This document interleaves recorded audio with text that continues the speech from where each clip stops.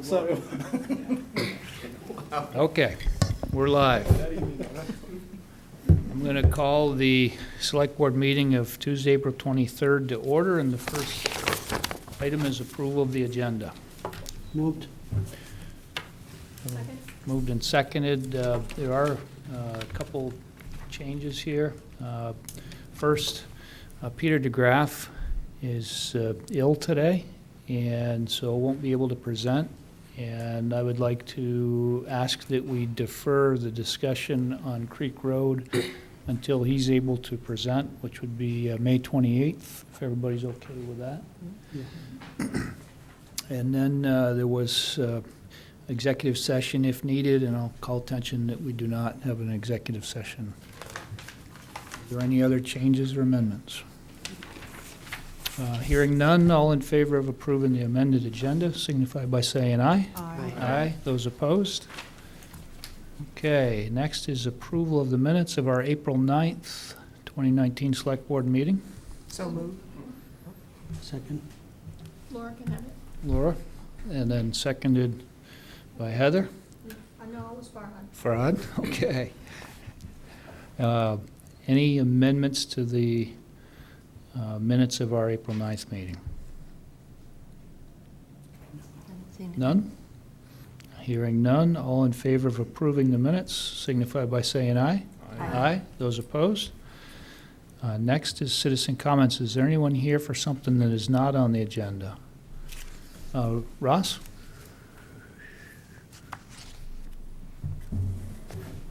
Good evening.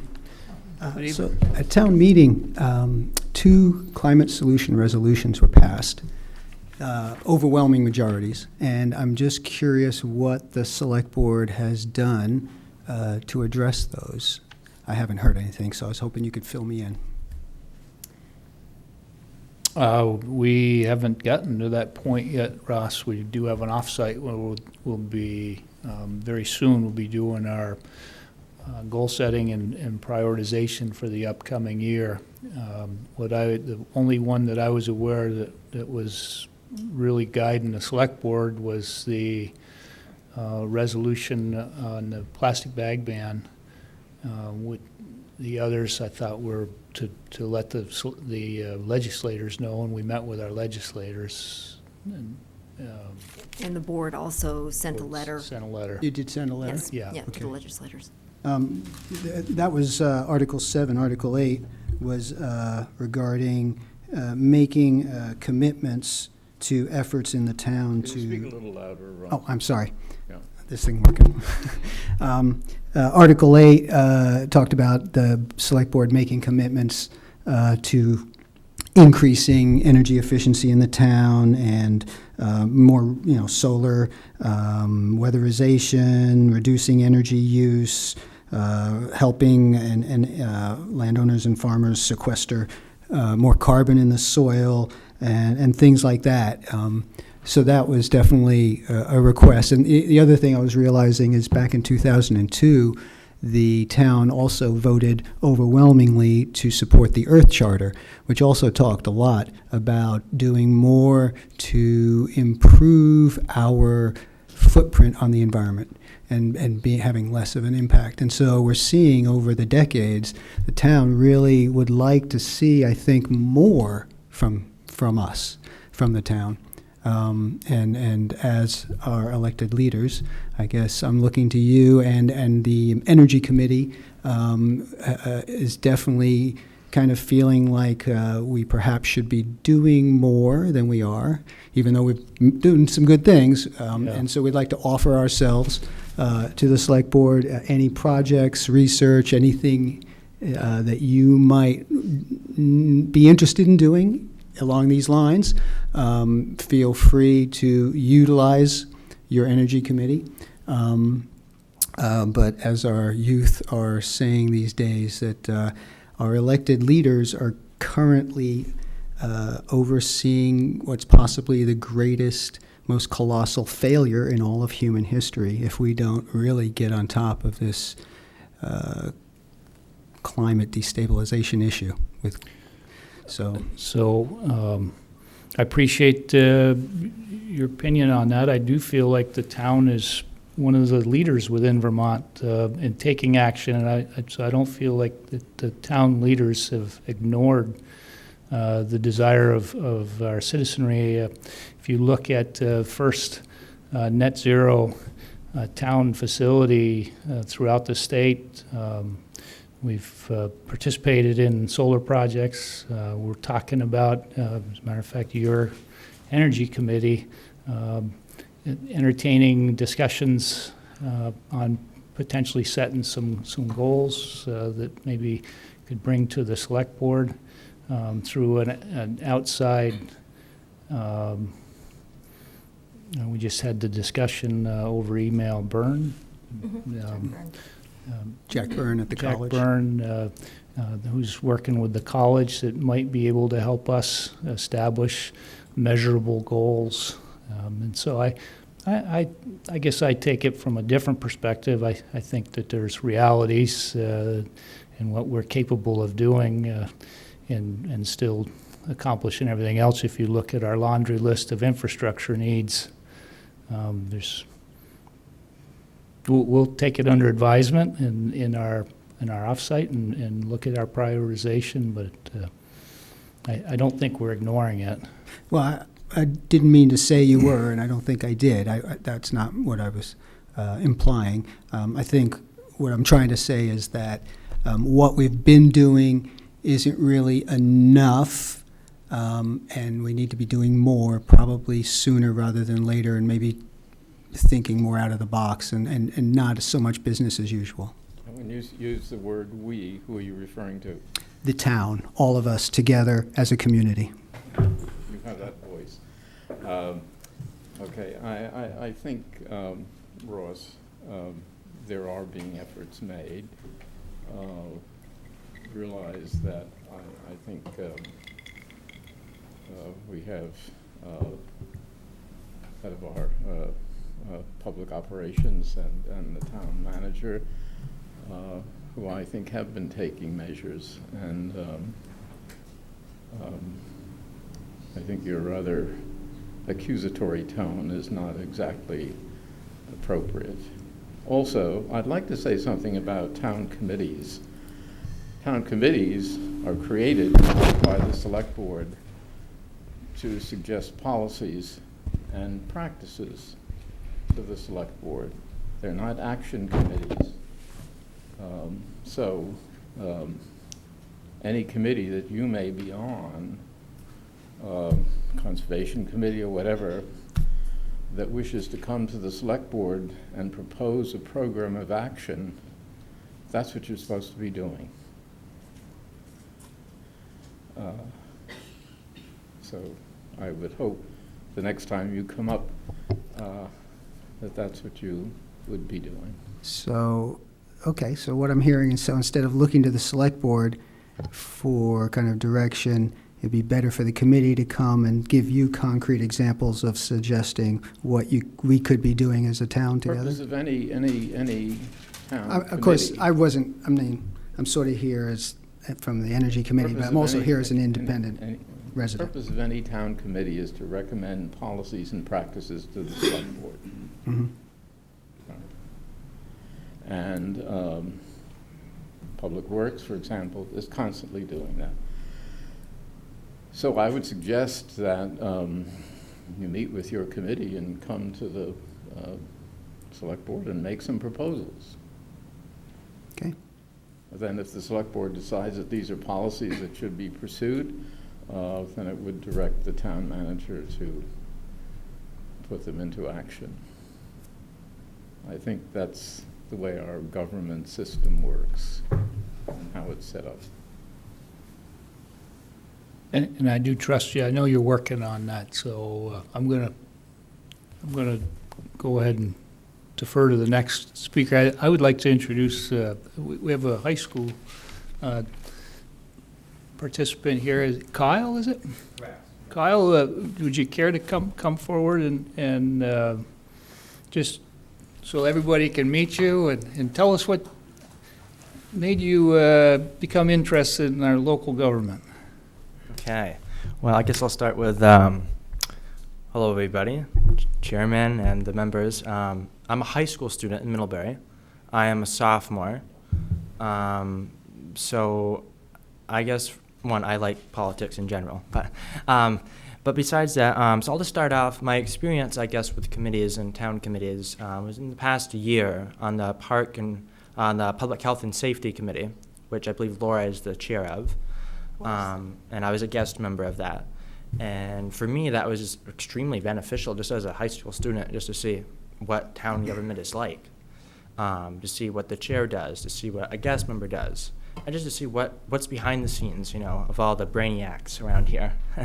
And so I kind of took that for being a guest member and really not having a ton of responsibility, but having responsibility to know what the government, I guess, of Middlebury is doing and how it really affects the future. So I got an email from the Middlebury email program, I guess you'll call it, about certain committees. And I thought the Parks and Recreation Committee really stuck out to me as a high school student, because I thought it was interesting that it's kind of interesting because, teen, park and recreation, a lot of different areas. But for me, I feel like being, I guess, a member of that I believe a member was open to become selected, I think, if I recall correctly. And I felt like that for me would just be very proud and honored to just be on that committee, but also to learn as an individual student, but also to give to my community, and really to the great town of Middlebury. And I'll just say a little other previous background for me is, I'm on the high school student council and other after-school clubs, and I'm on several other committees and groups in the state of Vermont. So I've invested, I guess, my extra time in leadership for groups with other youth groups and such. And I just really would hope to have the opportunity to serve on that committee as a member and develop my skills, but also to give to my community. But to me, I feel like I would be representing really the youth of Middlebury, even though it's not an election process. But because of, as I see, I'm the only youth, or relatively one of the youngest youth in here, I think. So I'd be just open and willing to answer any questions, clarifications you may have. Okay, well, appreciate your interest in participating, and well, that's our next issue is to go through and appoint our boards, committees, and commissions, and so we'll have that discussion here right off. And thank you very much for expressing your interest. Thank you, Brian. Thank you. Okay, next is we need to go through and appoint our candidates to the town's committee, to boards, committees, commissions, and then the other town officer positions. Before we have this, I wanted to talk a little bit about an email I got from Lindsay as far as maybe working towards establishing on every committee a term, and then looking at it in a way. And so I'm going to open this up for everybody's comment, but that was one of the things that she was thinking about and wanted to discuss, and the other is trying to reduce the number of committees that people were serving on to provide opportunities for a greater number of individual participants. So with that, I'll open it up if you have anything else on that. Right, that was just those were sort of my two thoughts. I know Laura had brought up the possibility of terms, and Kathleen had said that that's something that's set term limits, and that's set by the committee. But I was really thinking about the number of individuals who do want to be involved, and I think last year, which was my first year here, Ross had finally been appointed to, I don't even remember what it was, but you had been the alternate for 5 years or something. And so I think if we can look at And I think when I sent it to Brian, I meant it as more of an opportunity for us to have a conversation and establish sort of best practices. I don't think we're going to be able to really necessarily work through all that here in this particular moment, right before we appoint people. But, you know, I think we should be looking toward the greatest number of people who want to be involved, who are, as long as they are qualified to do so, to be able to serve, because I'm hearing a lot of interest in serving, and there are, you know, sometimes multiple people sitting on multiple committees, you know, and that's not at all to be a criticism of people who are giving of their time and energy and who do a wonderful job. It's more of an opportunity to let more people be involved. I kind of had the same conversation with Brian incidentally last week, and I think we have to diversify our boards where we see the same old people. It's great that they serve, but we should try to expand this a little bit more among people who have not had a chance to sit on these boards, I think. I think it's a good idea. I mean, it just makes very good sense, and I think you could adopt a policy of the length of term and what would be. It might be different committees. You would have different, and also I think maybe term limits where if you've served, say, 2 consecutive terms, you have to go off for something of that sort. No, I think it's a very good idea, and I think it might bring more people in, but also I think it would result in a variety of opinion. I mean, we might do this even for the select board. I don't know that we have anything like that, but I mean, why not take it all the way there? Mm-hmm. And I think it's fine. So I agree also that rotation of service is very healthy, and it's one of the reasons why I rotated off of the Energy Committee and onto the Public Health and Safety Committee, and that didn't mean that I couldn't still be included in the work of the Energy Committee, because as you know, any of our committee meetings are open to the public, and I can still follow their work. And so even if everyone isn't appointed formally to a committee, we can still attend committees and participate in the work. And that's the other point I wanted to make tonight. Nick? Well, this is another one of those topics, I think, where I'm glad you brought it up, because we need to have a good in-depth discussion. So, and I suspect we really can't resolve it for tonight, and I don't think that was your intention, but it's been long discussed for a while about the idea of when we have the same person on multiple boards, and I appreciate their willingness to serve, but it creates somewhat of a linear thought process. I think we're missing some variety in there. Sometimes I feel like we're hearing the same ideas too often. As far as the terms, makes good sense. That's one of those things we need to discuss. What does that mean? In there, the third thing you mentioned actually was the alternate, and that becomes an interesting role, because it's a dynamic position. So sometimes somebody may be an alternate, but it doesn't guarantee they become a principal, because there may be somebody who comes along with a skill set that's needed at that particular moment in time. So that will always be, in my mind, a fluid position. But I'm glad you brought them up, because again, these are some of the things we've talked about. We've talked about briefly in the past, but never got into a good in-depth conversation. So I say put that on a list of in-depth conversations for the year. So why don't we just take that, we're not going to solve it tonight, but I think we're all thinking somewhat the same, and maybe in our process of going through the nominees, we can take that into account and start to begin to use that thought in how we develop our committees and going into the future. Does that work for everybody? Mm-hmm. And so the first one that we need to address is the Planning Commission. Mm-hmm.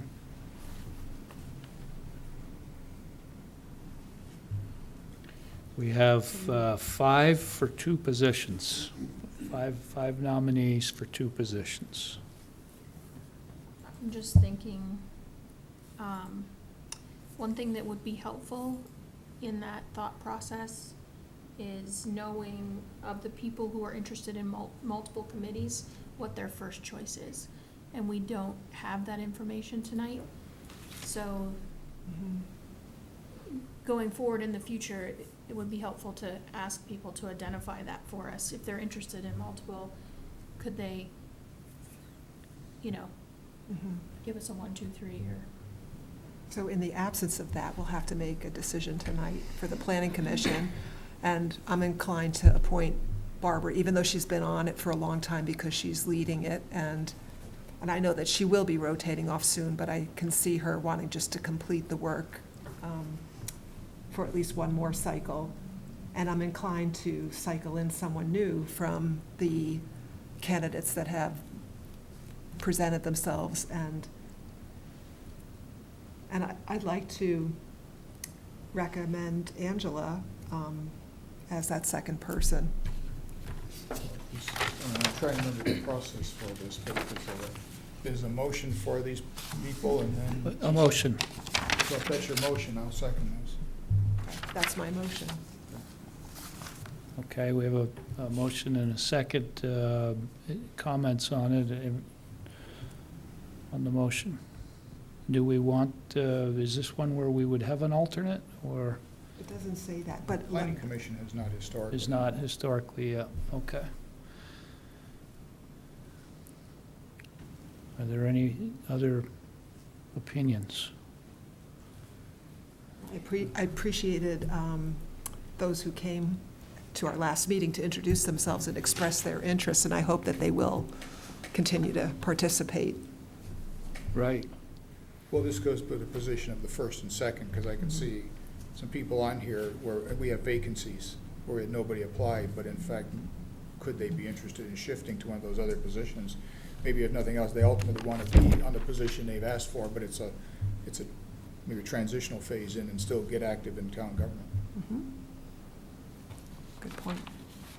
Okay, well then, if there's no other opinions on this, then I'm going to go, let's go ahead and vote. We have a motion to place Barbara Saunders and Angela Coburn Landis on the Planning Commission for the next 3-year term. All in favor signify by saying aye. Aye. Those opposed? Okay. Next committee, I'd like to take there's a couple committees that we have more candidates than we have open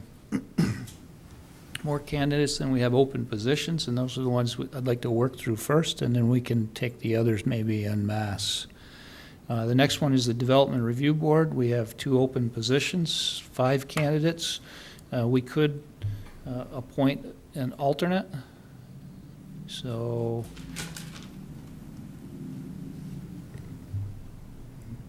That's a good strategy.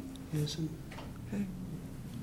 Which one are we on? Development Review Board, the DRB. Jason and Watts. Do you want a nomination for the? That's where, yes, I'd like to work through the ones that we have more interested parties than positions. I'd like to work through each of those one at a time in case there's discussion on them. Jason LaRock and Rick Emilo. Yes. Mm-hmm. Are you gonna recommend an alternate? Do we need an alternate on DRB? Do we have? You can have one. Okay, then probably Don Keeler.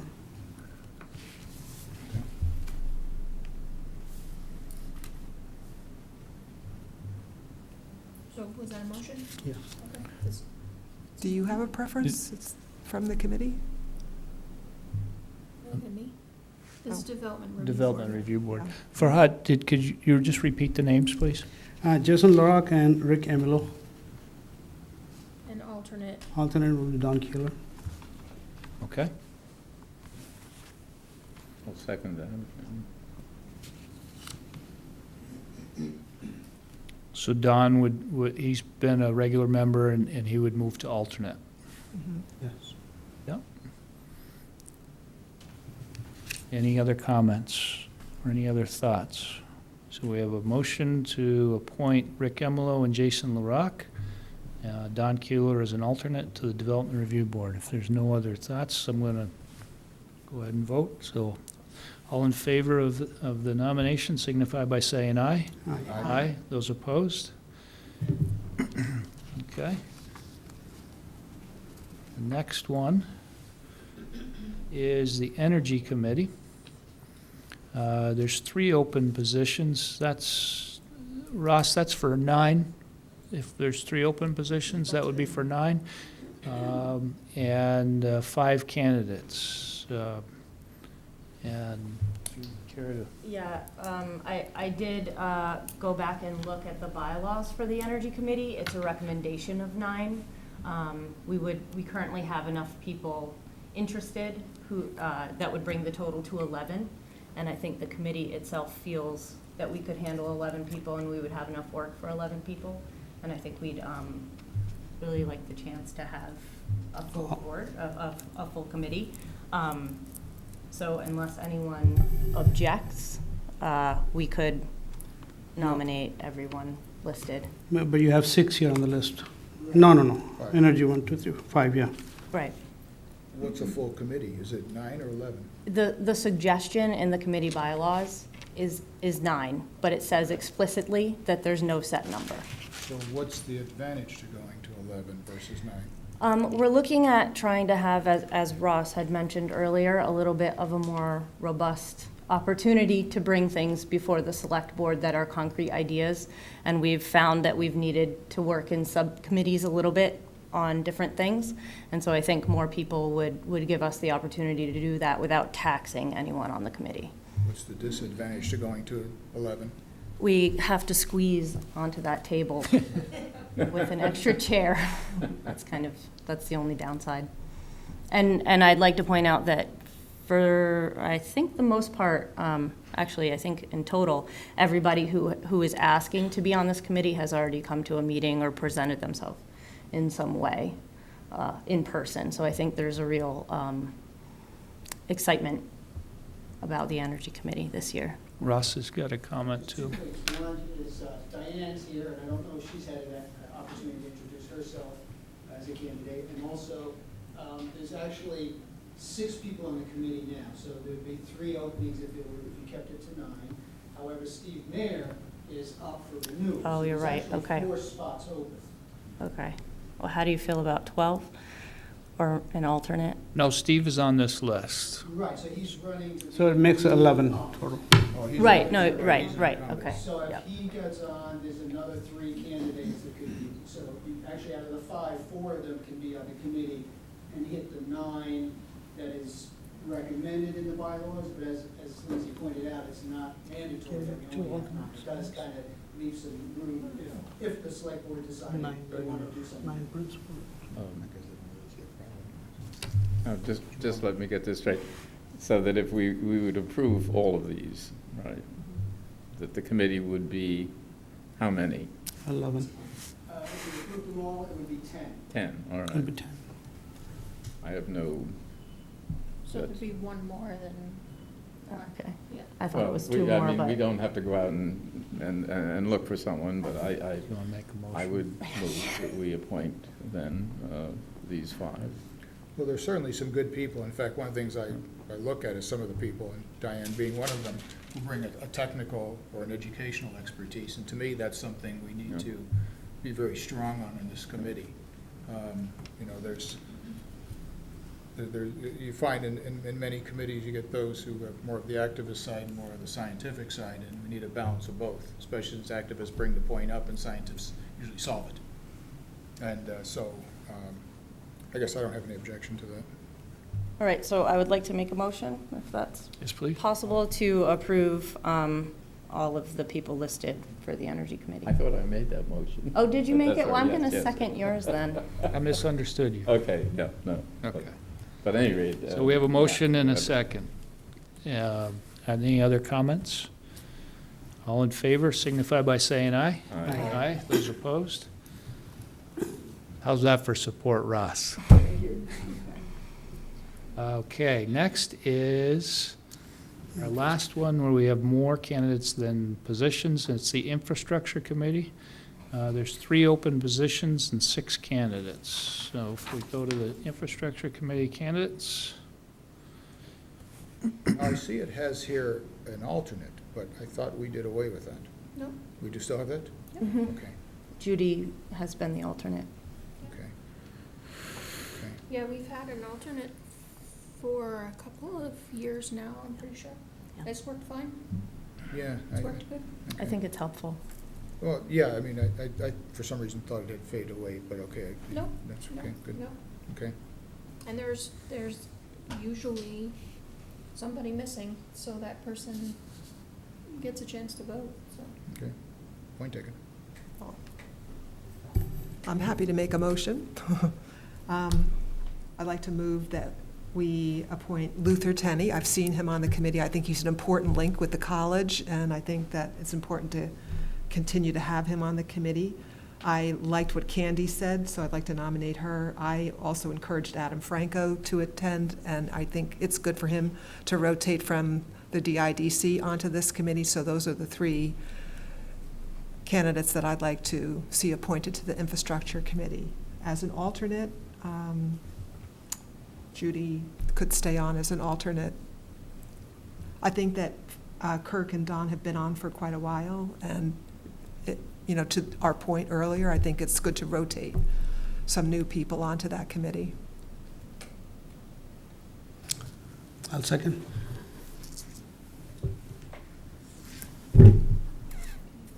please. So while I agree with the rotation, I think either Kirk or Don should remain on the committee because they tend to bring a much more conservative outlook to the committee, which I find beneficial because we have good discussion on the committee because we have a very wide range of views all the way from, I don't know what the right term is, but to conservative. So, and I value that. And I also, right at this moment, we have so much in progress that having some people that know the history is important. So I'm trying to balance wanting some new people and wanting to maintain some. So I'd like to keep, I personally would like to see Kurt or Don remain on the I committee. can support that. I mean, what would you have said in terms of your own motion of appointments? I have no idea. I've been struggling with it for 4 days. Okay. So would you like to see Kirk or Don as an alternate? That's fine. I can see that. I mean, I'm asking Heather, is that what you would? I think I would like to see Kurt or Don be a full member. I definitely want Luther to stay.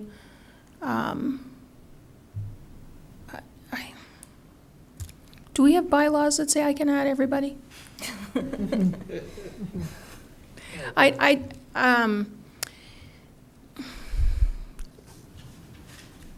I would hope that all those people that are interested attend some committee meetings and participate, because we don't often get a lot of citizen comment. So I would love for the people that are interested to come, and if they don't get on, and still participate in the committee. And how to choose from there, I'm sure they would all do a fabulous job. So how helpful is that? Well, it actually sounds is- like you want- it's actually very helpful, because I've been thinking about this one too, and I get the point of transitioning out, but this is that, changing horses in the middle of stream proverb. We have so much going on. This bridge project is really encompassing. We have the water project, we have the pavings and routes on Court Street. We have a number of things going on. While it'd be nice to get some new blood, I would like to stay with the incumbents, all three. And I actually would like to put Candy as the alternate, because she has some governmental experience. And that was really fascinating to hear her. She brings, there's a different view in there. So I would make the motion for Kirk, Don, Luther as the primaries and Candy McLaughlin as the alternate. Well, we We already. we have a motion and a second, so we'll have to address that first, so. I'm okay if we rotate. How do we choose? I don't know, but I would just like to maintain some of that conservative voice, because it does generate some good discussion. Whether we need to keep, Since we got Don Keeler on the DRB, so we can use Kirk here. And if- He's an alternate. He's an alternate there on the DRB. I mean, both of them have a tremendous amount of history Yes, they do. of what we've done and how we've done things that is valuable. But at the same time, I have always been very supportive of getting new voices into the system. So hence why I was up at 3:30 this morning.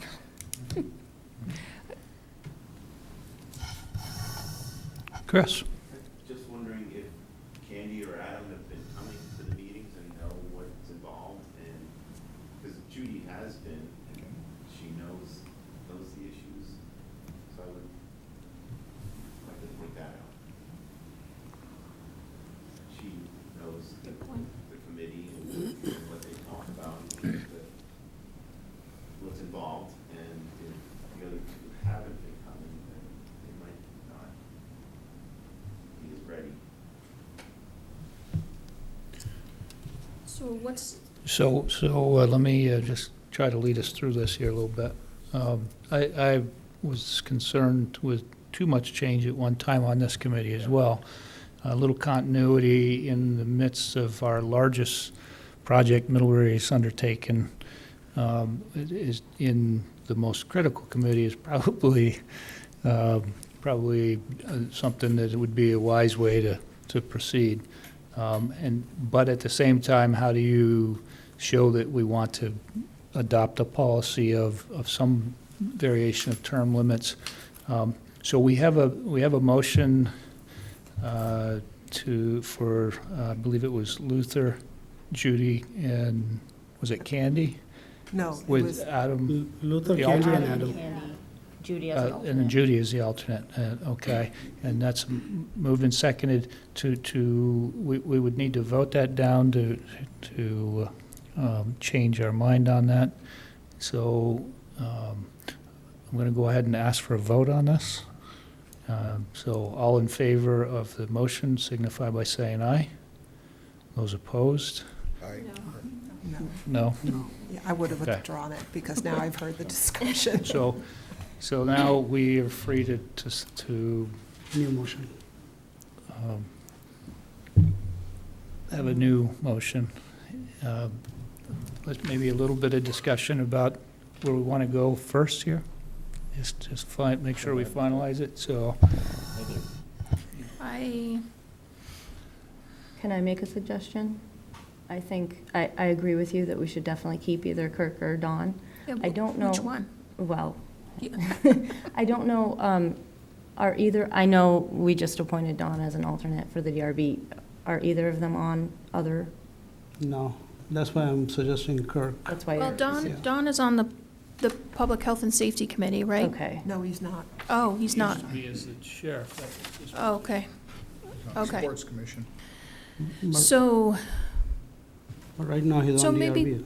maybe we leave Don and Luther and, I would actually support myself appointing Judy as a full member and having either Candy or Adam as the alternate, so that they have that opportunity to learn, and when they, and, you know, and next time perhaps, around. right. Yep, throw their hat in the ring for a full member next year.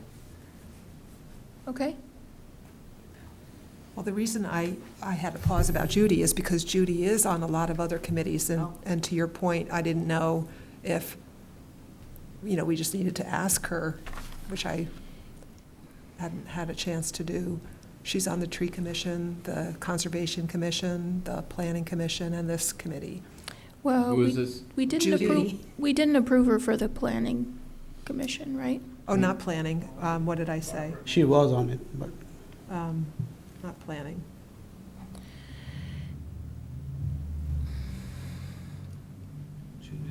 Beyond the Tree and, Is she on the Conservation Commission? Yes. She is, okay. But it's true, you know, this is a workhorse of a committee, and it requires a lot of Yeah. information, history, to function well. So do we have a motion? I would support what the current committee attendees. Make a motion. So we said Don, Luther, Judy, and then which one for an alternate? Candy? I think she was, Mhm. did I understand you to Yes. say? I would support what Lindsay recommended, so I think, right, you were Mhm. saying Don, Don, Luther, Judy, and Judy, then with Candy as an alternate. Okay. So, would you care to make that, did you make that as a motion? Sure, I will make that as a motion to appoint Don, Luther, and Judy, and have Candy as an alternate. I'll second it. Moved and seconded. Now that we've wrangled through that, are there any other comments? Okay. Hearing none, all in favor of the Infrastructure Committee appointments as moved, signify by saying aye. Aye. Those opposed? I'm going to oppose this one. Sorry? I'm opposing this one. You're opposed to this one? Okay. So we have 6 and 1. Okay. So that leaves us with a number of committees. Actually, Parks and Rec has got Right. 3 It looks like there's 3 applicants. and 2 applicants for 2. Yep. Is there a reason why we couldn't appoint 3 to Parks and Rec? You could appoint an alternate. An alternate? Okay. Well, Kyle, as a student, has often been sort of like a guest member, so, and I think he's fine with functioning in that capacity. He's shaking his head. So I think that it's safe to move to appoint Carl and Megan and invite Kyle to attend as a guest member. Is that your motion? That's my motion. Can we make him an alternate? Can make him an alternate. I'd like to, that way he has committee Mhm. status. Okay. Seconded? Yeah, definitely second. Moved and seconded. All in favor signify by saying aye. Aye. Aye. Those opposed? Okay. I think the remainder of them, if you could peruse those nominees, and if there are any that you would like to speak on, otherwise, I would entertain a motion to appoint the remainder for the nominees. So moved. Second. Moved and seconded. Any comments? Hearing none, all in favor signify by saying aye. Aye, those opposed? Okay. Now, we still have the We have the Conservation Commission.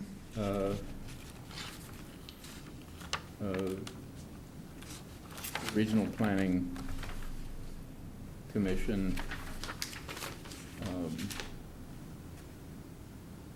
Now, is that one alternate and one member?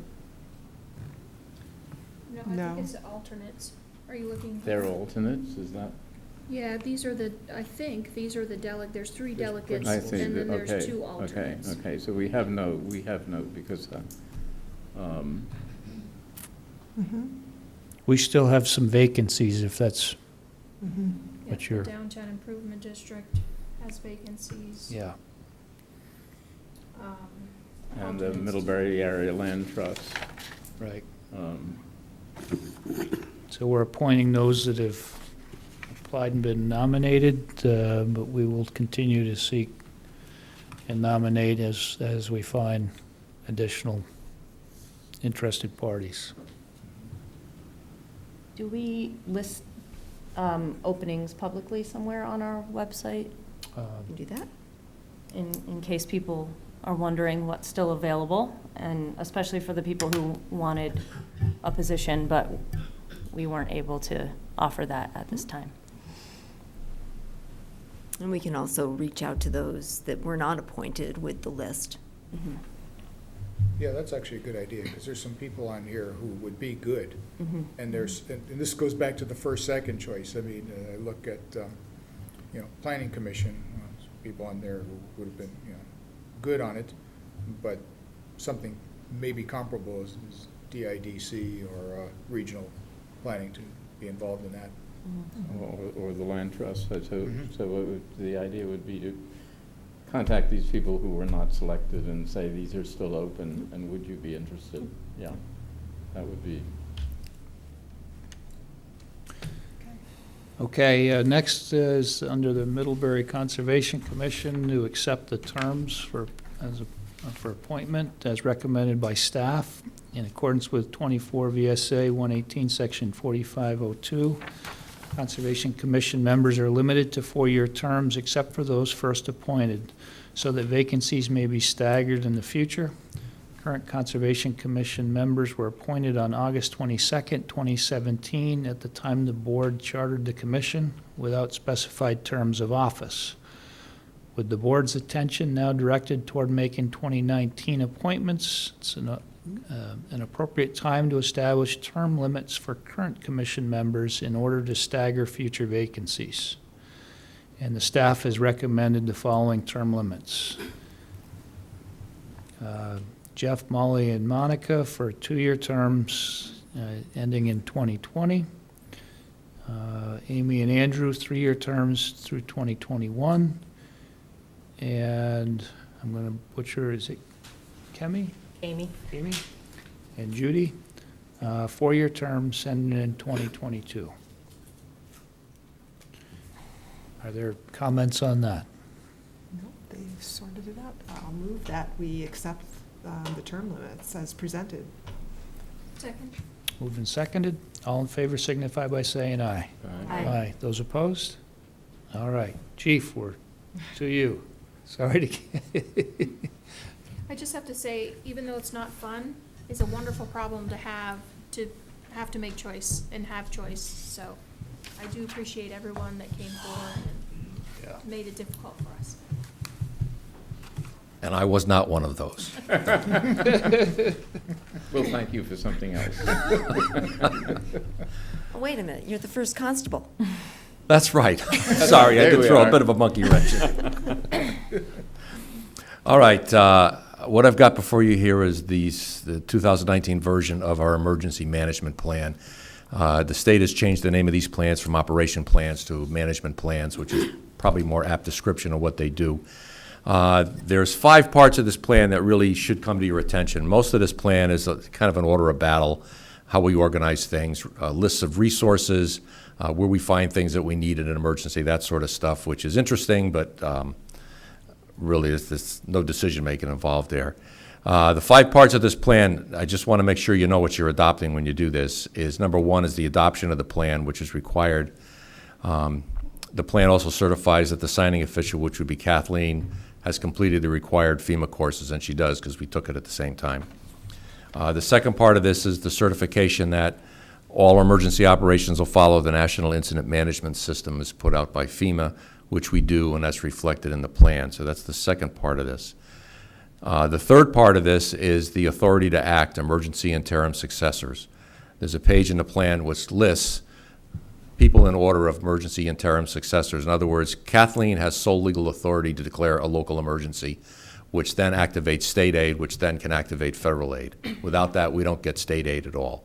So if Kathleen is incapacitated, out of town, or somewhere else, there's nobody here to do that. So this emergency interim successors, I think we have a list of 5 or 7 in a row, and you can look at those and determine if that list is okay. Kathleen and I have talked about it, and this is what she had recommended.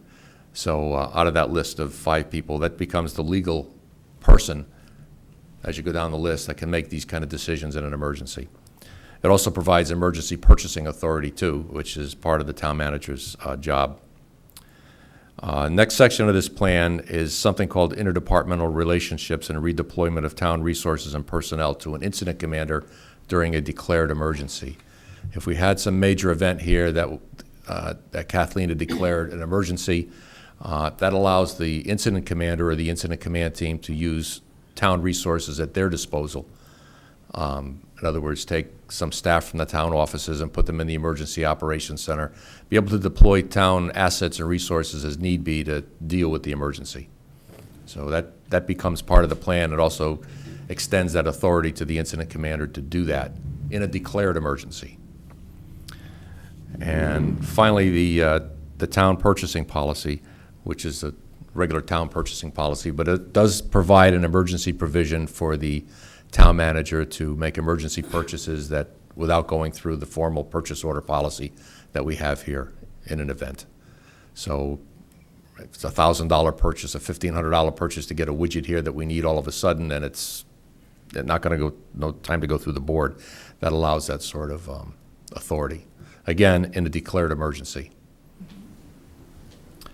And that's the meat of the plan, really, the legal parts of the plan, that just so you understand what you're approving when you do approve it.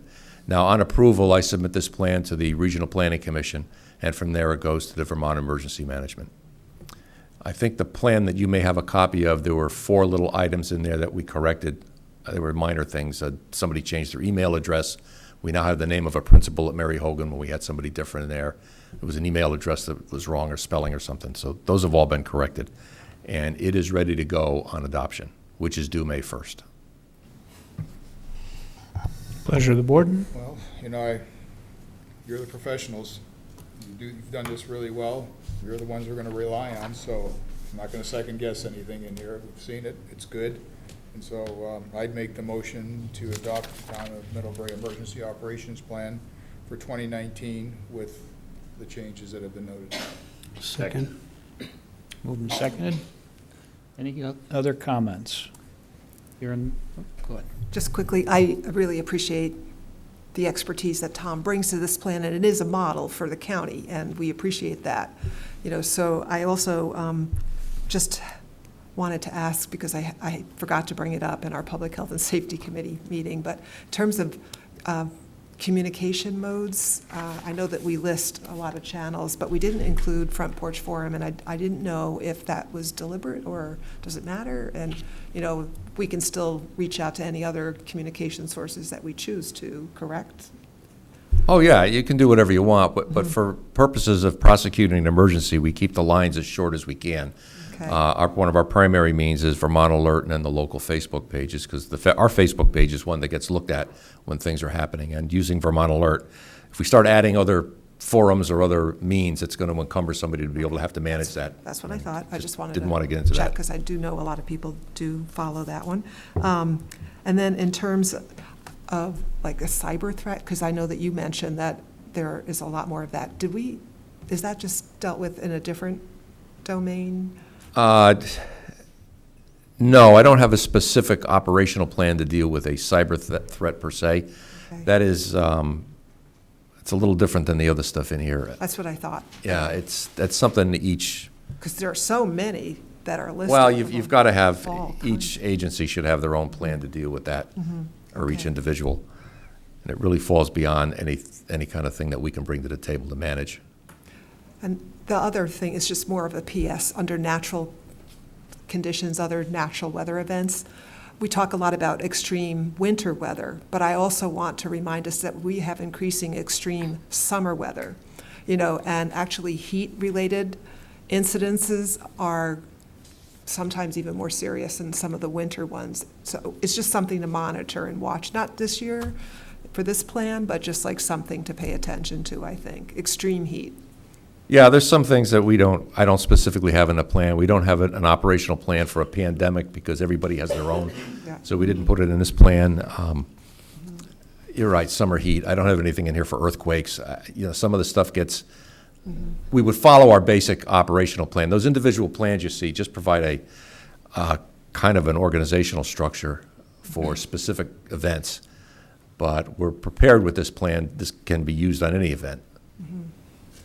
Well, that's why we have a plan, but we importantly put the right people in there, because every emergency is different. Everyone's dynamic. And so I feel very confident it covers what we need to well, and that we have the professionals who know how to deal with it. So, Yeah, the operational plan is all hazards, so it would deal with any kind of hazard. Then we have some specific things where we just lay out organizational structures, but And on the smaller events, Tom and I always coordinate on what the town's response will be and what resources we're going to make available.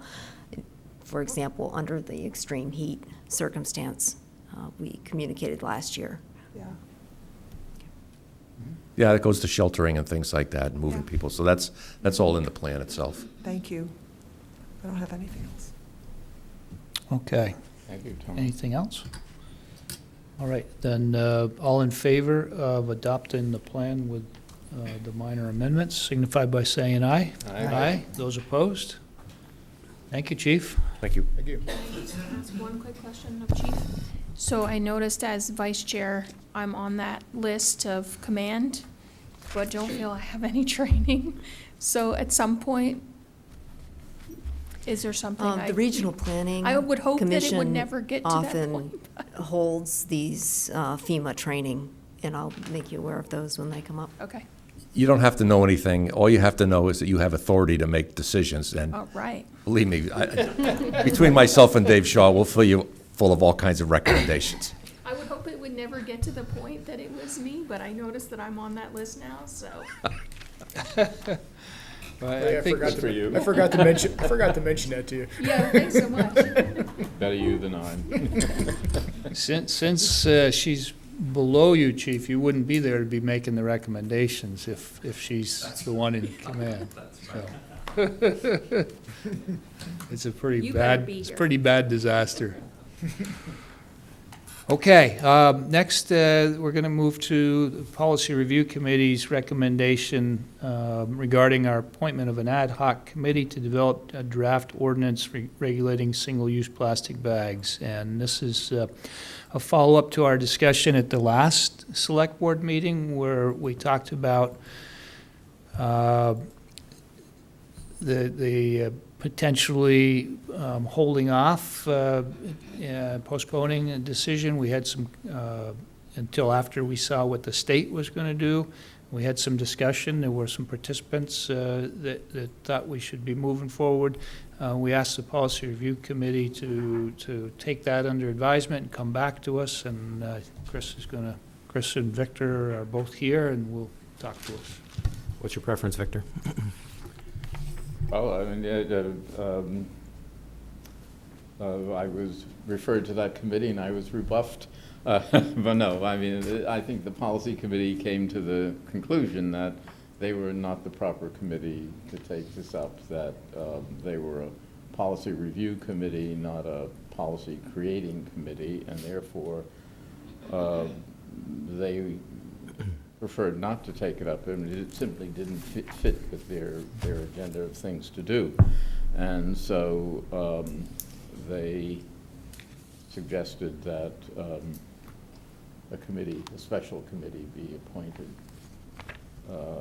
with this task. And that's really, am I correct? Yes, yes. Our basic thinking was that, well, there were a number of factors that went into the discussion that ultimately led to the recommendation that's in front of you. One of which is simply the scope of this project. As we saw last week, there is a high degree of public support behind the crafting an ordinance. I think we saw that there's a lot of scrutiny in regard to how that work gets done. There is a level of public engagement that I think is going to be important in writing the ordinance if we're going to do it well. And you know, all of those things, as the Policy Review Committee looked ahead at the work that we already had on the table, it just made sense to us that we should do what we can to you know harness the enthusiasm and the energy and the knowledge that's already in the community to get this work done, and suggest to bring a recommendation to the board that you consider appointing an ad hoc committee that would work on the first draft of this ordinance, which could then be brought to the Policy Review Committee for review, or an initial review. So you would want it eventually to go through the policy review committee? Mhm.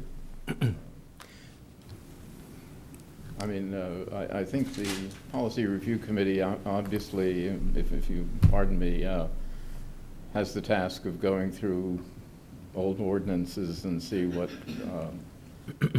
I think the task, and if you pardon me, is of the select board is to create policy. So it would seem to me that if we had an ad hoc committee, this committee would report to the select board, and the select board would decide if that's the policy it wishes to enact. Mhm. I think the select board, I speak for myself, feels an obligation that we must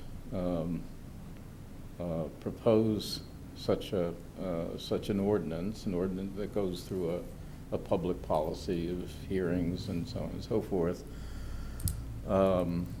and that we would follow that procedure. Perfectly fine with us. We were simply looking upon Yeah. ourselves as a checkpoint along the way. Yeah. If the board wants to take the draft from the committee, perfectly fine with us. I understand.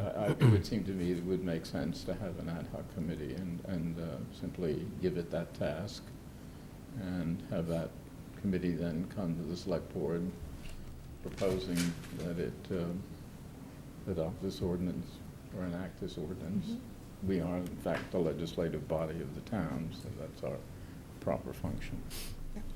I think that's really good direction. I thought you summarized it really well because, as you said, you know, there's a lot of enthusiasm for this, and we want to reflect that. And having sustained community engagement is an important part of success for this, so let's do it. So one of the other things that we talked about that I owe reporting back to you, as I said, I would reach out to Senator Bray, Chief of the Senate Natural Resources Committee, that had undertaken S-113, which was unanimously passed out of the Senate. And he shared with me his thoughts on that. He said the bill does three things. Number one, single-use plastic bag ban effective 7/1 of '20. Number two, a single-use plastic straw ban, though a customer can be given one on request, also effective 7/1 of '20. So it would make it that when you're serving, you cannot serve without them actually having to ask for it. And then number three, expanded polystyrene ban, also known as styrofoam, with limited exceptions effective 7/1 of '20.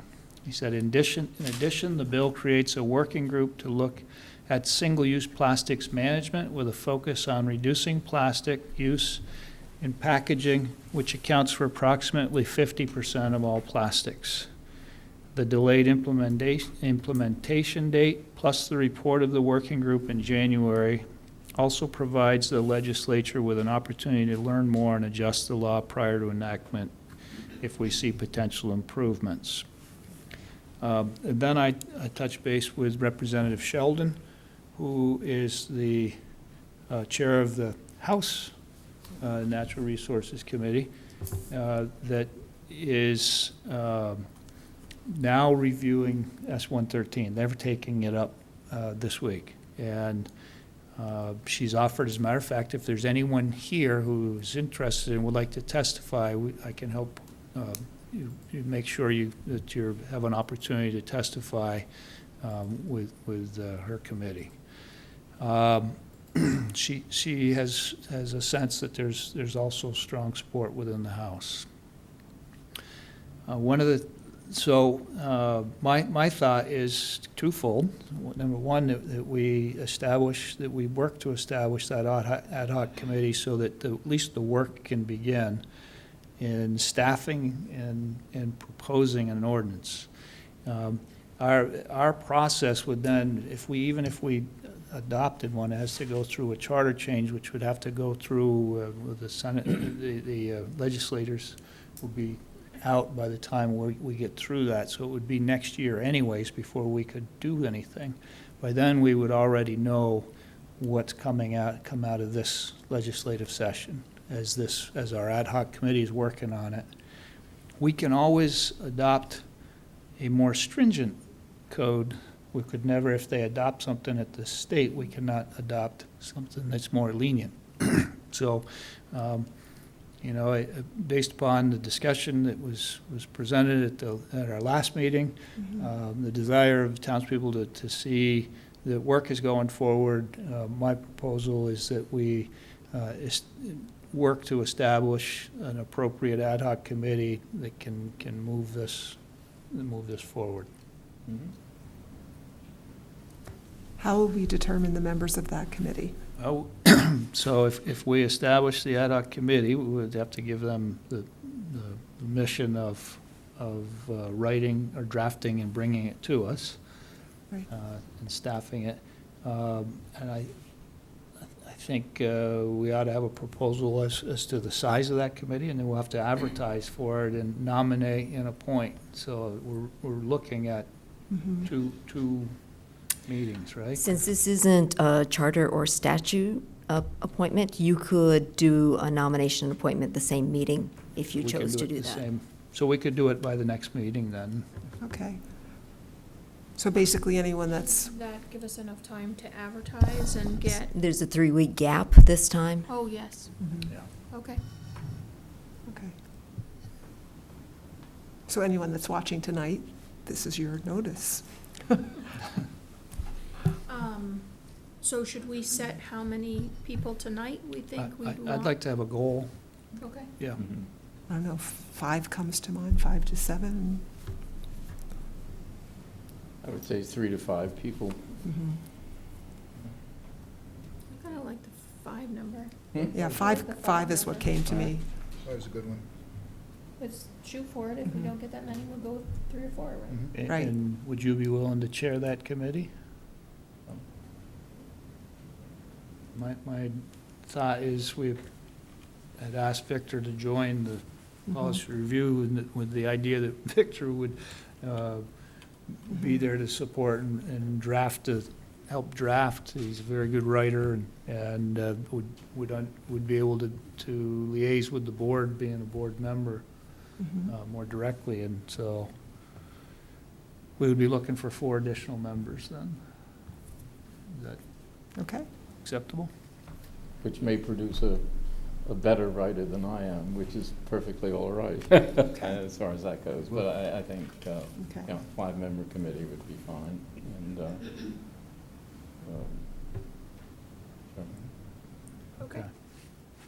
Do we need a motion on that, or is that, so, need a motion? I'll make a motion to create an ad hoc committee to develop a plastic bag ordinance with Victor chairing and advertising for 4 additional members of the committee. Second. Moved and seconded. Any final comments? I saw your hand up, but that. Yeah, I was just wondering, what is the history on when an ad hoc committee is formed or a task force? Is there a timeline? The timeline, we'll close the committee once the job is done. This is a specific task the committee will be formed for, and then, so there won't be a long-term where, my expectation is one of you would be willing to join the committee, as you've done all the research and have all the knowledge. It would be beneficial. But we're not looking for an open-ended commitment. This will be a very specific committed time. And as Brian said earlier, this would require us to change our town charter. And so that can only happen at certain times. The legislature has to be in session. So I think Victor would be able to help point you in the right direction for timing your, you would probably want to time your recommendations back to us. Depends. I'm not sure that you have to change adopting an ordinance and changing. Oh, he had said earlier the charter. 2 different. We don't have to do it? No, this would be an ordinance, and there is a public policy by which an ordinance has to be published in the newspaper. There has to be a public hearing, so that the public is given an opportunity to. I thought. I think that this one requires an ordinance change. A charter change, Or a charter which was change. the other town that just passed? Norwich. No. I mean, Brattleboro? This would not be something that would go into the town charter. It would become an ordinance of the town, and this is part of the legislative function of the select board in other words, this committee would propose an ordinance to the select board, and the select board would then go through the procedure of it could of course modify it as it sees fit. Am I correct, Kathleen? I think because it has to do with solid waste. Procedure I to think adopt an ordinance? there are certain things that do require charter changes for ordinances and such, and solid waste may be one of them. Will take some more research on my part. I did not know this but in talking with Senator Bray, I understood that because it's solid waste related, that this requires a charter change. Well, then in Which is why, for me, I didn't see us being able to accomplish it until the next legislative session anyways. If it requires, a charter change, it does require then that. And if when the there's a legislature charter is in change, it session. requires a town meeting vote. So we have been talking about having a special election for a bond vote in November, so that may be a good target time Could be, if we want to advance this during the next legislative season. But this research would be appropriate for that committee as well. Bring us the process, For not just figuring out not what the just law the ordinance, is. but to Yes, figure out yes. and I think that's probably the first thing to do. and educate then- us on the process. Yeah.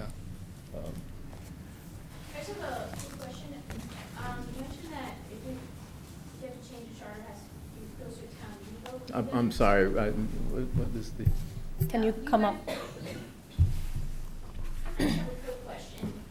I just about the last comments about how you said it would have to go to another town meeting vote. I was just curious if the other towns have had to do it. I just know, from my perspective as reading the news, it just seems like towns just like are going in and saying, okay, we're going to ban it, and then it just happens. So could you just explain that process and why that has to happen a little bit more?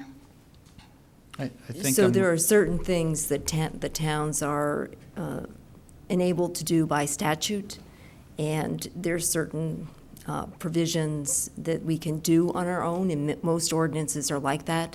There is some uncertainty amongst us here tonight as to whether this one requires a charter change. And as the board was talking, that's going to be one of the charges of the ad hoc committee, is to determine if there is a charter change required and if there is a town meeting vote required. And I guess I don't know if you know, based on other towns, if they've had to do that. We're not prepared to Okay. discuss that at this time. Okay, thank you. Thank you. Okay, so we have a motion for a five-person committee that is to be led by Victor as one of the five.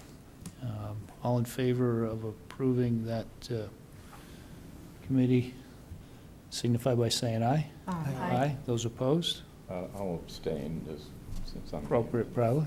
Okay, thank you. Before we go off of this, though, now, are there, we may very well have a large number of people interested in this. Are there certain skill sets we want to make sure that we include in this group of five? And I'm thinking, for example, Farhad has often mentioned the retailer, restaurateur's perspective, and I would. Stakeholders. The stakeholders, right, exactly. So it seems we want a cross-spectrum of people so that we get not just a product, but we get a really good product. That's a good point. Yeah, I think a diverse group is appropriate. Yep. So that maybe we'll be prepared for, before we appoint people next time, to think about what that would consist of. And I would certainly endorse Fahad's frequent mention of the retailer, restaurateur cycle. Are you considering it, this ad hoc? I'd be happy to. Okay. Victor wants me to. Okay. Okay, I'm going to move forward with the agenda and invite Dan Warner, our Director of Public Works Planning. Hi, Dan. Hello, good evening. Good evening, Dan. Huh? Do you want any help? You got it all. That depends. You want me to start talking? Go for it. Okay. The first item is requesting the board to support the Infrastructure Committee's recommendation to purchase what used to be called a GPS, but the GNSS handheld device. It's made by Trimble and sold through Waypoint Technology down in Albany.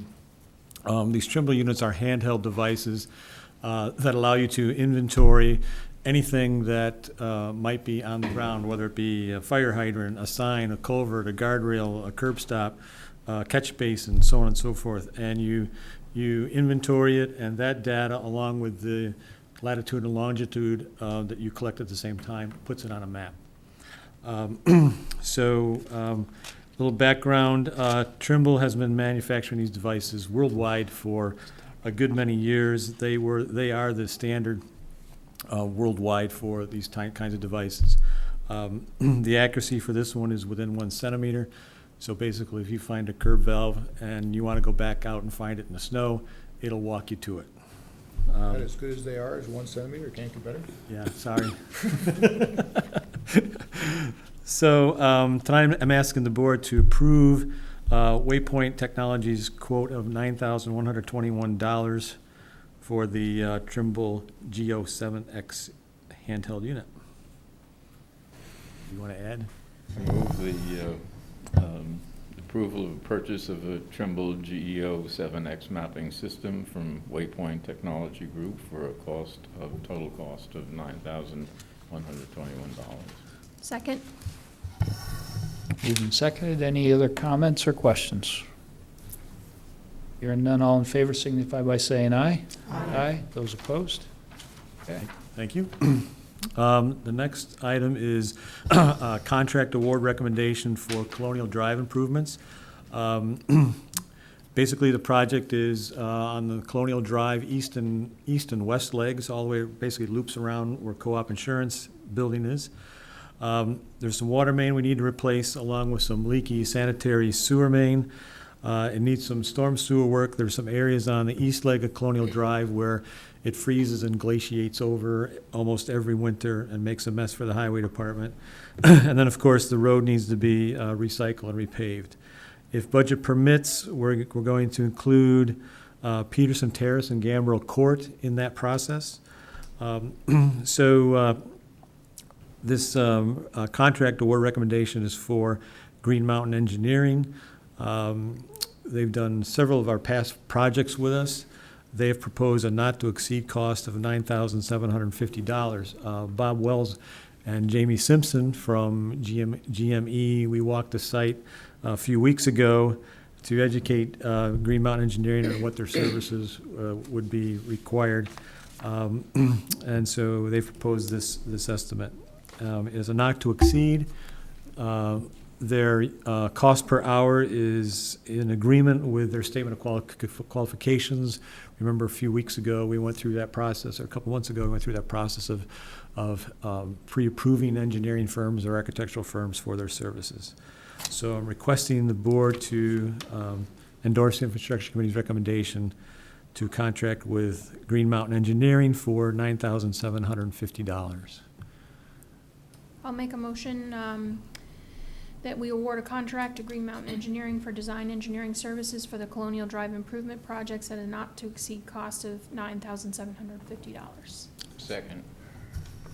So can I just make one comment too? I just wanted to clarify that this is like a phase one. This is only for costing the project. It does not generate biddable plans Or contract from this. documents. I just wanted to make that clear. Yeah, good point. We wanted to get to a point where we could get some costs determined for this project, so we decide how far, where we're going to be with it. That gets us to this point. We need some survey work done so you can determine what the costs are going to be. So that's the major part of this. I just want to make sure the board. Yeah, thanks for the clarification. I guess I'm not sure that was clearly understood. So, okay. Any other comments? We have a motion and a second. All in favor signify by saying aye. Aye. Those opposed? Okay. Next is summer mowing services. Bill sent out requests for bids for lawn mowing services for the town. It is a 2-year bid package, and he received 3 bids. 2 were more complete than the third one. And the math works out that Brian's Lawn Care would be the low bidder for a cost of $22,865. And Bill is requesting that you approve that amount, or that firm at that amount for mowing services. So I'll make a motion to award the 2019-2020 lawn mowing contract to Brian's Lawn Care for a total cost of $22,865. Second. So we just lock the price for the next year also, right? Yes. Same. This is a 2-year contract. Yeah, so did Lawns for Less So do we, most of our mowing in the past couple of years? Been splitting Yes. it. but I do believe that Lawn Cares for Less has been, Yes, and then there was a gap for a couple of years, and then they did it before that too, so. yeah, Okay. they've been in and out of it. I mean, I don't know, is it a big variance in the price? I'm only asking, and I see that Brian's Lawn Care is here tonight, which is great. But I know that we consider other factors, like the experience of the vendor too, because I know you've had issues in the past with the quality of the lawn mowing, so I'm sure you considered that, but I'm just asking again. so I do know that in a couple of the areas where there has been some concern in the past, Bill increased the number of mowings. So areas where we've seen some people questioning with the frequency of mowing, those have been increased. This firm did have references, and I believe Bill did check them. Okay. And these contracts are like a unit cost, like for instance, a water main, so much a foot. So there's so many mowings that are set for each piece, if you will. Mhm. And so the 22,865 may not be that accurate. It's going to depend on frequency, weather. I mean, if it's dry, you're not going to mow it 20 times. Mhm. If it's wet, you might mow it 25. But he used those set number of mowings per site to come up with a equitable figure across the board. Okay. And just so I'm clear, since this is a 2-year contract for for 2 seasons, and the cost is to cover both seasons, or is that per year? I'm not sure. I think that's Per year, I Per think, year. yeah. Okay. So, It just locks him in for 2 years. for the 2 seasons. Okay. Any other questions or comments? All in favor of the motion to award the contract to Brian's Lawn Care for $22,865, 2-year contract, signify by saying aye. Aye. Those opposed? Okay. Next item is a contract award recommendation for highway line striping. Bill sent out requests for bids for line striping the highway center line and edge lines throughout town. He got 3 bids back. The low bidder was Highway Safety System, and their cost was 6.9 cents per lineal foot. They are out of Massachusetts, but they do have crew in Vermont quite frequently. Obviously frequently enough that they can be the low bidder. So Bill's requesting that you approve Highway Safety Systems at a unit cost of 6.9 cents per lineal foot. I'll make a motion to award the contract for highway line striping to Highway Safety Systems at a unit cost of 6.9 cents per linear foot. Second. Moved and seconded. Any questions, comments? Yes. Can the stripes be giving us maximum shoulder? Been what? I'm sorry, what's your question? Could the stripes be laid down to give us maximum shoulder width? Well, Like, do we have discretion now, when we lay these down, about where they get positioned, to give us another foot? That's a conversation you should have with Bill. It makes no difference to this company where they're put. Okay. Well, I'm just noting it tonight for those of you on infrastructure, that if you have the opportunity to relay that, that would be great. Because every foot counts for shoulder width. It also calms traffic down. And we know that people are concerned about speed. So all in favor signify by saying aye. Aye. Those opposed? Crack sealing. Okay, next one is crack sealing for the town's roads. Bill got 3 firms to respond for crack sealing projects. The low bidder is from Barry, Vermont. Their name is Fresh Coat Asphalt Services. The work is bid on as a per-day basis, and they have a unit cost of $3,400 per day.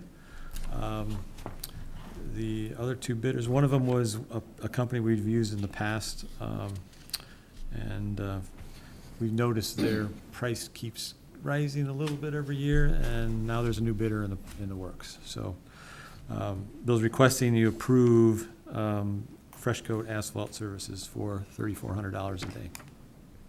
I'll make a motion to award the contract for highway crack sealing to Fresh Coat Asphalt Services of Barry, Vermont, at a unit cost of $3,400 per day. Second. Any comments? Yeah, what is $3,400?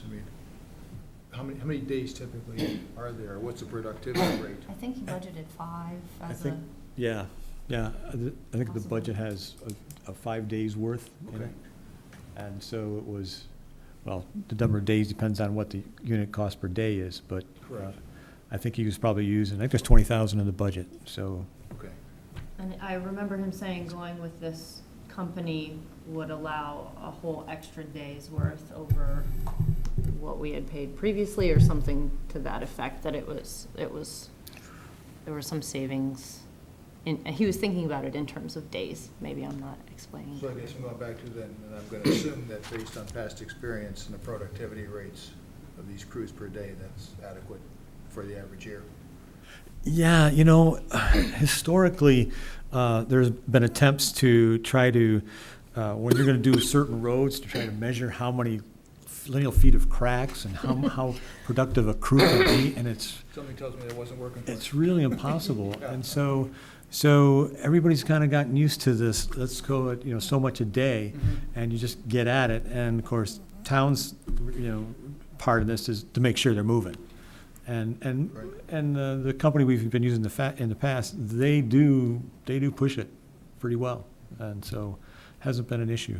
This Fresh Coat Asphalt, you say, does push it, or? This is a new, This will will be new contract. for us, so we will. Do we have a reference at all from them, or? I don't think he has one. Do you? I don't recall. I don't recall.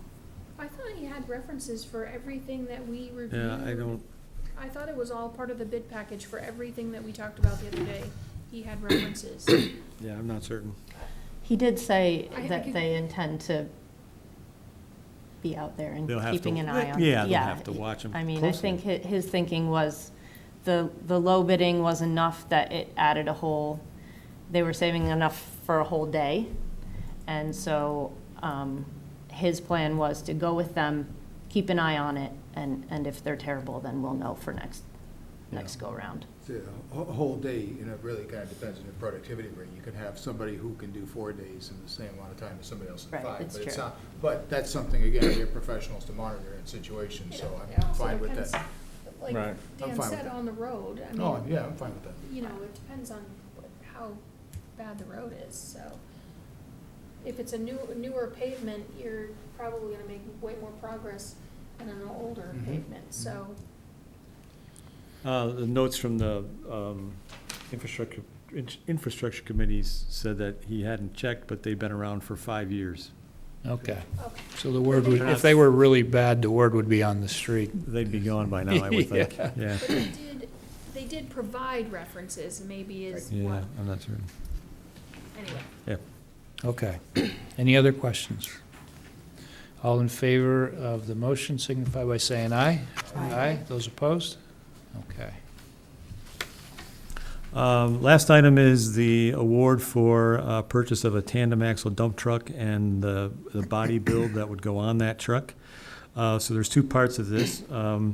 One is the truck itself. It's a tandem axle truck. He received 3 bids and is recommending to purchase a Western Star truck from R.R. Charlebois.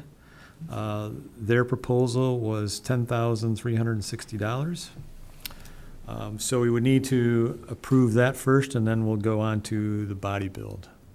But one of the benefits for going with Charlebois on the Western Star was we would get the truck sooner, so it could be scheduled for a body build and hopefully have it before winter of this next season.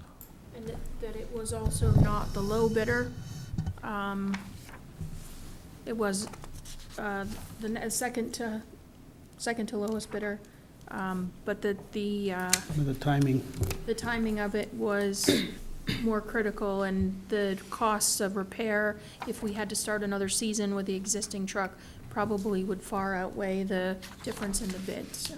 Well, it's repair and reliability, so. I'll move that we award a contract for the purchase of the Western Star tandem axle truck for the total cost of $110,360. Second. Moved and seconded. Are there any other questions on that of Dan? All in favor of awarding No. Oh, boy. for the Western Star truck? You gotta move more up there, Dan. Signify Wave by your saying arms aye. Aye. Aye. Those opposed? Okay. You know, Kyle, that's actually one of the roles of the alternate part. We realize you're new on it, but we'll let you slide on one. That's how you know local government is really exciting. I'll make a motion to award a contract for the body build of the tandem axle truck to Viking, how do you say that? Civez. Sives? Oh, Civez. Yep. That one, That at a one. total cost of $79,000. Second. Moved and seconded. Any questions on the tandem axle truck body build? Hearing none, all in favor signify by saying aye. Aye. Aye. Those opposed? Okay. We have another, is this for you, Dan, the loan docs, or are you taking this, Kathleen? Pretty straightforward. All of the equipment that has been approved by town meetings in the past. We have a long list of notes that the board needs to authorize. And there's a revised motion in your packet and online.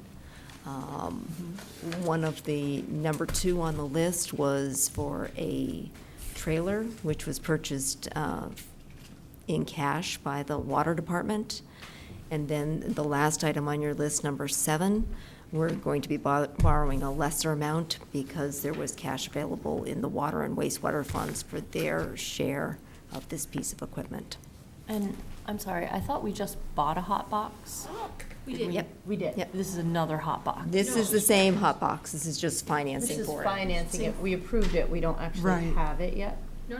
We have We it. have it? We forwarded the cash, paid I cash for see. it, and then Same. this is Okay. just, Putting the cash back in the We do I'm this, like, I swear I saw that thing. we do this every year.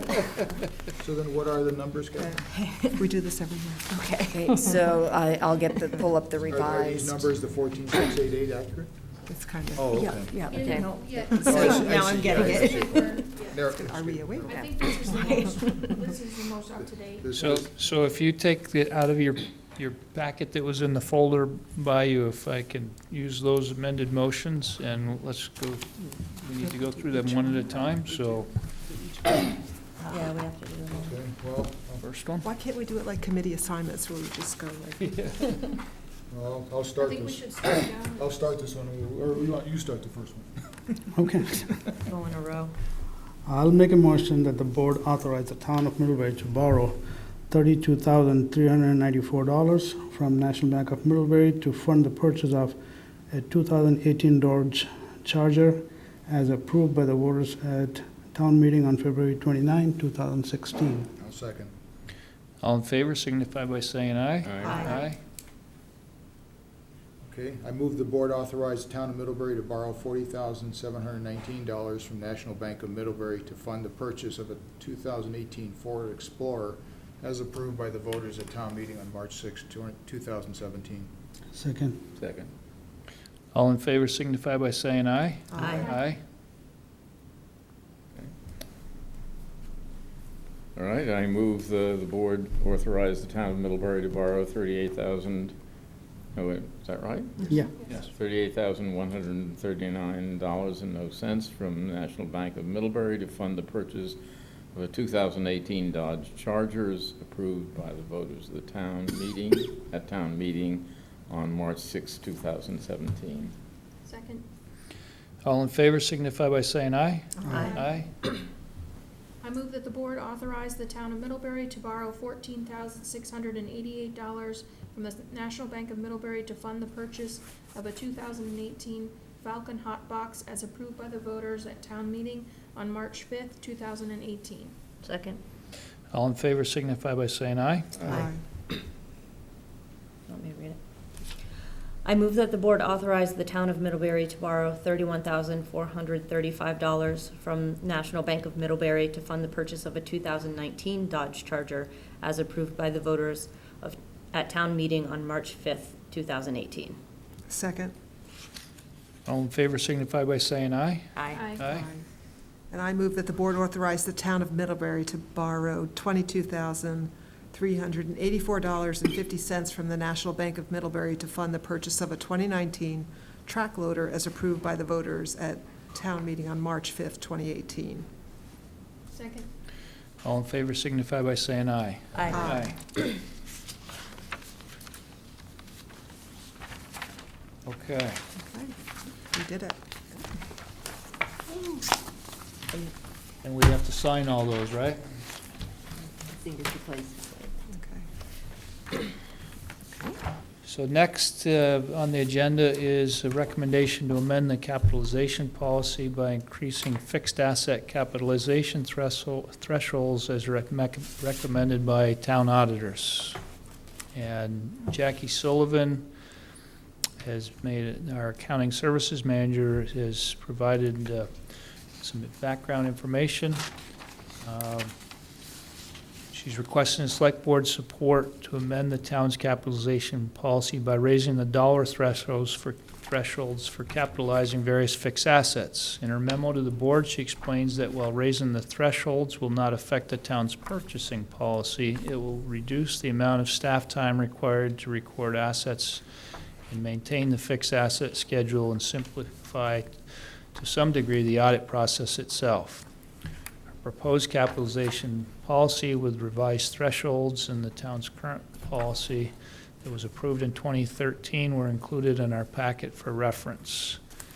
And basically, as things get more expensive, the auditors look at it and say, is it really worth capitalizing a $2,500 purchase of a computer, for instance? Right now, the furnitures, fixtures, and other office equipment, she's recommending that we move to $3,000 before we capitalize it. Everything else would be more directly expensed. So that's what this is about. Are there questions on that? I'll make a motion to amend the town's capitalization policy with revised fixed asset capitalization thresholds as presented by the accounting service manager, Jackie Sullivan. Second. Any questions, comments? Hearing none, all in favor signify by saying aye. Aye. Aye. Those opposed? Okay. Lost where I was on the number 12. Award of contract for printing of the change of appraisal booklet, which would need to be sent out to notify all of our property owners of the change of appraisal. And so 5 firms responded to the town's invitation to bid, and recommendation is to award a contract to Repro for printing of 3,000 notice of change of appraisal booklets at a cost of $5,395 plus an incremental cost of $170.85 for pages in excess of the estimated total of 84 pages. Questions on that? I'll make a motion to award a contract to Repro for printing 3,000 notice of change of appraisal booklets at a cost of $5,395 plus an incremental cost of $170.85 for pages in excess of the estimated total of 84 pages. Second. Moving second. Any other questions or comments? Hearing none, all in favor signify by saying aye. Aye. Those opposed? Okay. Next is to sign the Vermont Tax Department certification of no appeal or suit pending to close out our 2018 grand list. And this is an annual requirement. The Vermont Department of Taxes requires our annual certification from the listers and select board that there are no outstanding appeals from any actions of the listers, nor are there any pending legal actions to recover taxes paid under protest related to the previous year's grand list. And we're told from our full-time staff that we're good. There's no, We don't have any appeals pending. Good for us. Okay. so a motion would be in order. I'll move that we sign the Vermont Department of Taxes certification of no appeal of suit pending to close out the 2018 grand list. Second. Moved and seconded. All in favor signify by saying aye. Aye. Aye. Those opposed? Okay. Kathleen. Just very briefly on the budget report, I don't have much of an update, but you have your March 31st numbers before you. As we know, the highway winter operations were in excess of budget due to the nature and the frequency of the storms, as well as the increase in salt. I will be preparing detailed projections for the year end for your next meeting, and happy to answer any questions you have on the reports as presented. But again, the projections will be at your next meeting. Just one quick question, Mhm. Kathleen, on the, I don't remember the line, it's under revenues for the recreation department. Mm-hmm. It looked like they were under, even from last year, and, right here, right? Yeah, so last year, we were at like 64%. This year, revenue is at 52%, 75% through the year. I wondered if that was, are we seeing a decrease in program A participation? couple of things. You also see that the expenditures are down in the recreation department. So it could be that there was a revenue share program that has been decreased. But I'll drill down on that and report at your next meeting. I just was hoping that that was not a, And it could be a timing thing, I wondered if it- because we get a lot of our revenue for the summer programs. Okay. So, I wondered if that was just the case. Other than it is down compared to last year, you know, it was 64 last year versus 52 now, so just, Yeah, what's the trend about? yeah, the lion's share does happen for the summer programs. I thought that the highway was not as terrible as I anticipated it was going. I realize it's only through March and doesn't include anything for April, but I still didn't think it was as bad as I was ready to see, so. Yep. We have had some difficulty with our traffic signals, which have been expensive to repair, so those will be reflected in your next reports. Okay. Approval of check warrants. Is that you, Farhad? Yeah, I would like to make a motion to approve total expenditures in the amount of $495,188.77, out of which accounts payable accounts for $398,546.94, and payroll goes for $96,641.83. Second. Moved and seconded for the period April 10th to April 23rd, 2019. All in favor signify by saying aye. Aye. Aye. Those opposed? Okay. Town managers report. I just want to say that. Thank you, everybody. I enjoyed it. Thank you, Kyle. Hung in a long time. Thanks for coming. Thanks, Kyle. Okay. Town managers report. We have a letter prepared by Chris English for your signature to the congressional delegation, asking for their support for stopping the FCC defunding local public access and government access channels, education and government access channels.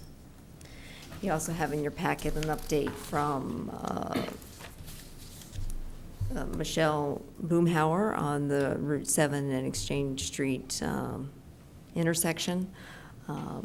Brian, are you familiar with this?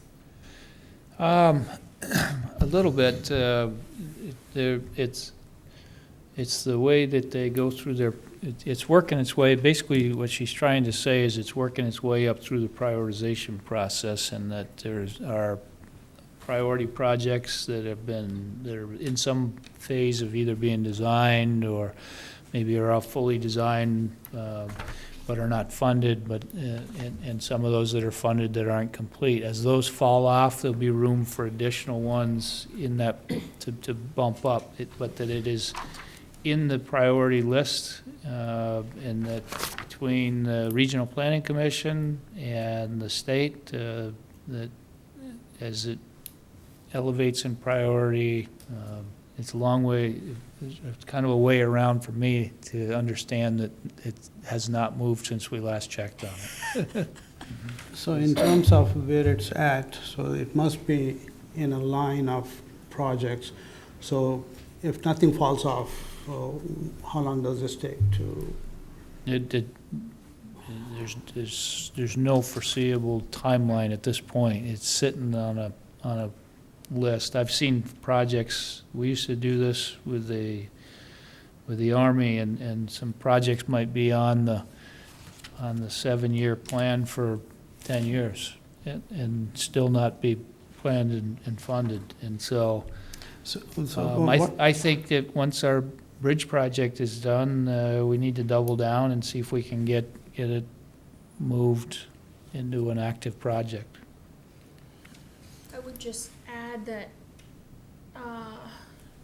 we need to keep the Court Street, Class 1 road paving project on target too. So we have a couple of projects ahead of this one that and when those fall off, hopefully that moves this up, so. Yeah, for our region. Right. Yeah. Yeah. I do. The Court Street is a town project, right? Or is that a state project? The state does all of the repaving of the, the Route 7. Class 1 roads, right, yeah. So to the town line of Route 30. Cornwall. To Cornwall, 125, right? Court Street. 23.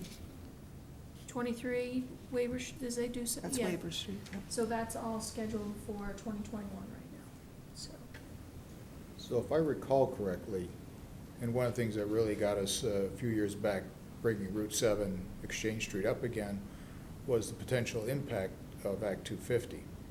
And it seems like we had a stay where the state sort of indicated we could continue to pursue development of the industrial park with the fact that this at least was on VTran's radar screen. Do we still have that? And there's also been a development of a new program where developers can pay into a fund for the future project cost. So there's, I think it's $1,000 per parking space at anything to be developed governed by Act 250 in the industrial park. So if we had that elusive business that is going to bring, Yep. and I think of some that still apparently are interested, and they were going to come here, we could proceed with that, knowing that we wouldn't get Exactly. stopped by this issue. Okay. Thanks. And then we have a draft Select Board proclamation on Kids to Park Day, requested by the National Park Trust for the third Saturday in May, for your consideration. Of course. Yes, let's get them outside. Just start with all in favor. Good, and then just a couple of, some good news. We were awarded the Downtown Transportation Fund grant for the railway platform, $100,000. Just found that out this morning, and the program director, Gary Holloway, will be in touch with an award letter and grant agreement in the next week or two. It's wonderful. So did we get the whole thing? That was the $100,000. The total project cost is $220. Yeah. Right, but that's Yep, that's the maximum amount. still 100 more towards it. So. And then we had some discussion about the BCA training here in Middlebury. The time has been set for May 15th at 6 p.m. for a 2-hour training session focused exclusively on BCA appeals. Okay. When is our offsite? Our offsite is next Wednesday. Okay. I don't have that on my schedule.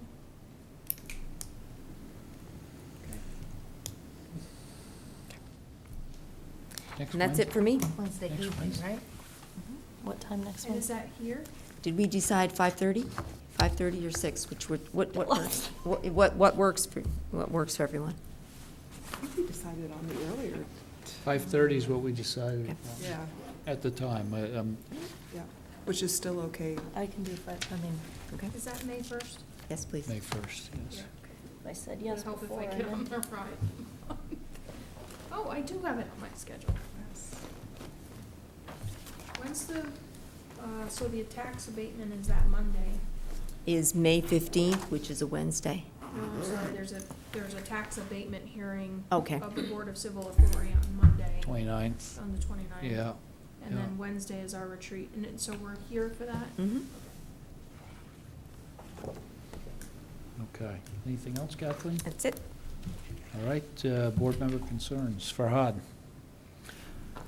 I was very happy to see a young Kyle came in front of us. Yes. He actually grew in front of me. He's my son's classmate. He's 15, same grade as my son. So I'm so happy that young kids are coming forward. Nick? Okay, well, there's the meeting next week, which due to an incident last week on the World Circuit has changed my schedule dramatically in the cultural property world. So I'm suddenly finding a very dynamic schedule. The Notre Dame fire has suddenly raised more interest in the engineering I do. But one of the things we need to do is next is this project priority meeting. And I'd like to set that as soon as I can because I'm suddenly seeing this schedule is getting beyond my control. So if we could set that pretty soon, that would be very helpful. Which meeting? So we talked about having a Public Works focused capital planning meeting, which is going to be the focus of the next time. And there's also been some talk since then about having more committee discussion, policy discussion as a retreat as well. Right. So a follow-up second Follow-up retreat, so session. what you're talking Yeah. about, That's right. yeah. We didn't set the date for that? I don't think we No, we did. never did. talked- I thought we did. We Oh. talked about having 2 capital improvement planning retreats, one focused on the general overall picture and one talking about the financing of the projects that are coming up. And we talked about July, a timeframe for that, but did not set a date.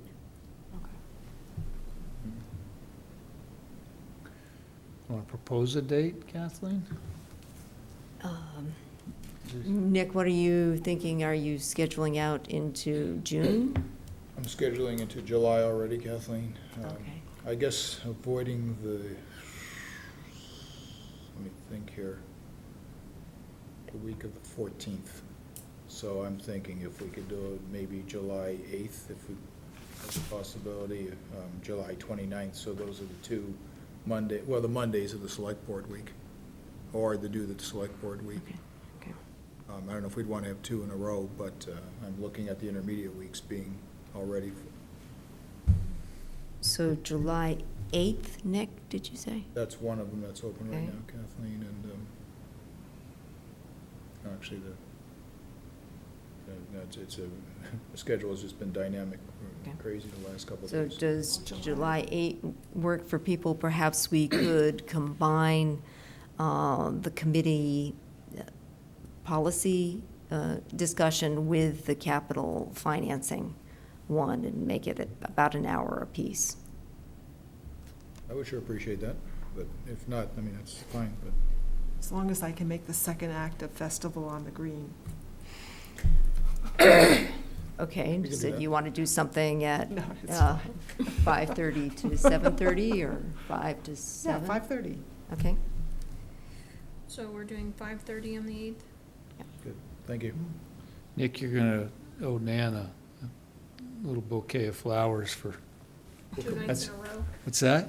2 nights in a row? Well, no, that's actually, we set that week for our vacation, so. Oh, well, no, then no, don't do No, that then. that's No, all right. No, no, I don't want to do that, because I'll still get a bouquet of flowers, but That's- I'd rather not take away from your vacation. No, let's not do that. No, No, no. if that's what works for everybody, Well- I've got the rest of the week, so that's Well, fine. no, we Well, what also about the have, end of the month? we have the later part of the month, yeah. Just go to the end of the Yeah, month. no, don't take away your vacation. Let's go I for, don't think so either. if the 29th would work, or. Is that too late?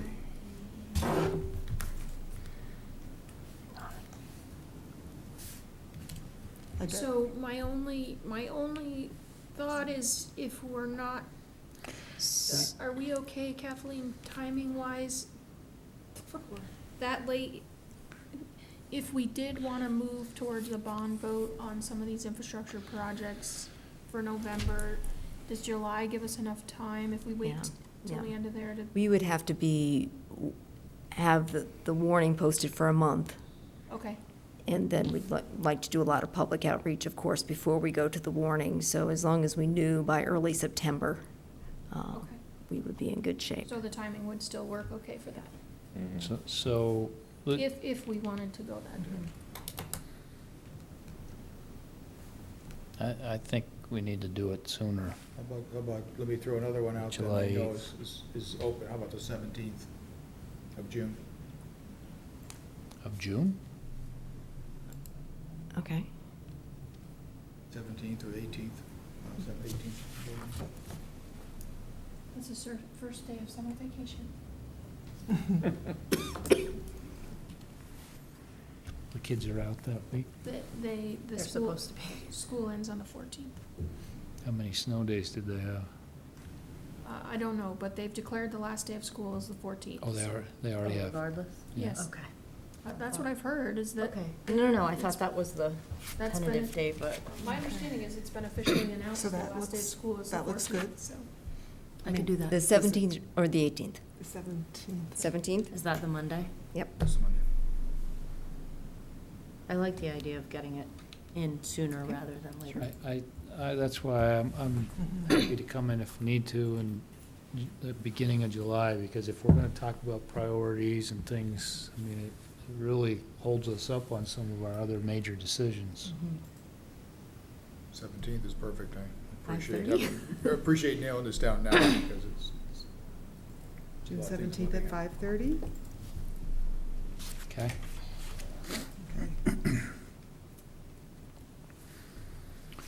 Okay. All right. Anything else, Nick? No. Victor? Nothing. Heather? I'm good. Lindsay? Yes, I wanted to mention that one of the things that came out of the most recent town college, is it okay that I'm bringing this up? I think so. Okay, I didn't know if there was a formal process to talk about that meeting. It was just that the college has offered to partner with the town in working toward more sustainability. And I think they're offering up their expertise and resources as partners. So the very, very preliminary step toward exploring that idea, and if that's something we wanted to do, would be to meet with Jack Byrne, who Brian had mentioned much earlier in the meeting. So we do have that meeting. It's not scheduled yet, but we're in contact with him on the Energy Committee. He's going to come sort of present some ideas or gather some information, or I don't really know, but we'll find out. And we'll report back what we hear and go from there. Thank you. A big list. Just a couple. So we did have a lively Public Health and Safety Committee meeting, and the notes are in your packet. And we saw the chief talk about the emergency management plan tonight, but we also talked about our committee structure. So I just wanted to bring it to your attention because we did determine the committee composition, and because that is another one of our committees, we didn't talk about term limits or really a process for formally approving that committee's membership, so I'm not really sure where we take that now. I mean, we have a recommendation out of that meeting of who should be on that committee, so I just You want to have it on the next agenda? Sure, just to formally approve that. So that would be one thing, right, Nick? Yes. Okay. And that Tom Hanley agreed to chair that committee, and the committee supported that. So that was the outcome of that meeting. And related to what Lindsay just said about sustainability, I know that sustainable transportation is something that the college has been working on, and I'm interested in tracking also. And to that point, this annual bike swap event that we have that's coming up on May 3rd is really about that. It's really about pushing toward more sustainable transportation options, and that's why we often couple it with electric vehicle demos. So there will be an opportunity at that May 3rd bike swap event to see the full spectrum of electric vehicles that you could choose from bikes to cars, and we hope that the public will come and check that out. It's also where you can get very cheap transportation, a $10 bike. And you don't have to wait until that event in order to get one. So Frog Hollow Bikes across the street here is already collecting them. It's another good opportunity to support our downtown too, and it's another wonderful, cheerful event, rain or shine. So that's going to be Friday from 3 to 6 on May 3rd. And May is Bike Month, so there's a lot of other activity related to that that's coming up. Also on May 1st, it's another walk and roll to school day. We always do it the first Wednesday of the month, and I know that we're going to be meeting later that night. I know that the fire department ham supper is that night, so lots happening on May 1st. Maybe that could be our supper somehow, but I don't know if we can. Actually, I wondered about that, like if there's a way that we could support that in terms of having takeout. They do takeout. I know they do. You usually get the takeout, it's great. It's pretty good, so just planting a bug in your ear about that. And also that it's just an opportunity that the fire department has to thank the community for us supporting them, and we do support them. We're grateful for them. And I really loved the list of volunteers that were applauded in the Addison Independent recently, and I know they can't call out all volunteers, so I just want to say that I really appreciate all of you, whether you were listed or not, for the service that you're providing in our community, including the candidates that came forward tonight for committee assignments. Okay, we had, before I ask for somebody for a motion to adjourn, just wanted to recognize that we had a good discussion this evening about the direction we're moving with the committees, and I think there's a couple of those people that I would ask that we reach out to because it's going to be a little bit of a change for some people, and so I think we owe it to them to explain the process and our discussion that we had just as part of the notification. The other thing is, Clarify, are you asking chairs to do that? Like on my committee? probably be good if If we chairs, yeah. Okay. Could you do that? I was gonna do it myself, but it probably ought to come from the chairs. Okay.